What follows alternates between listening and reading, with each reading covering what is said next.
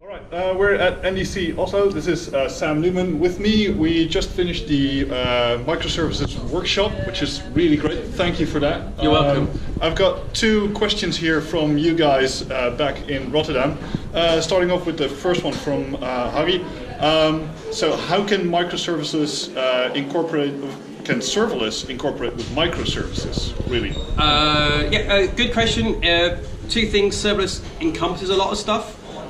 So people use it to talk about all kinds of things, but probably you're talking about FaaS, so function as a service, so you're probably thinking here about Lambda. Those can work really, really well. They can work great for things like ad hoc event processors, and so they can work really nicely because they're ephemeral and they sort of die when you don't need them. And so I think they can work really well, especially in event-driven systems. There are a bunch of concerns I have around hybrid systems because they're not permanent, they're not running for long periods of time. A lot of the things you normally do around database persistence, throttling, and connection pooling, you just can't do with functions as a service.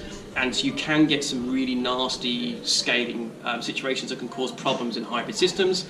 My talk on serverless is actually, Confusion Land and Serverless is actually going to be NDC Oslo. So hopefully by the time you watch this, there may even be a video of me talking in more detail about it for you. Excellent. Cool.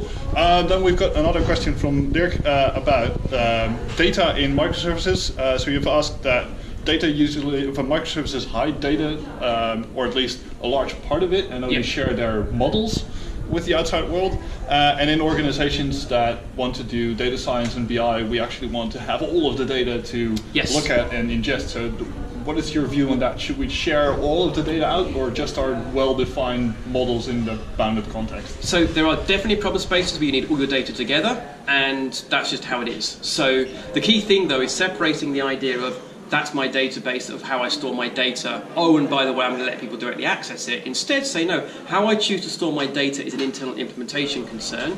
If you also want all the data in one place, for example, for BI type processing, have it being explicitly a different type of data store.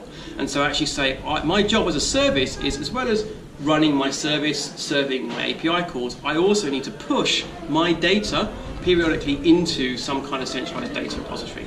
Now the key thing to understand is that data lake, or whatever you're going to call it, you realize that is a read-only stale copy, and then the question is how you handle that publishing.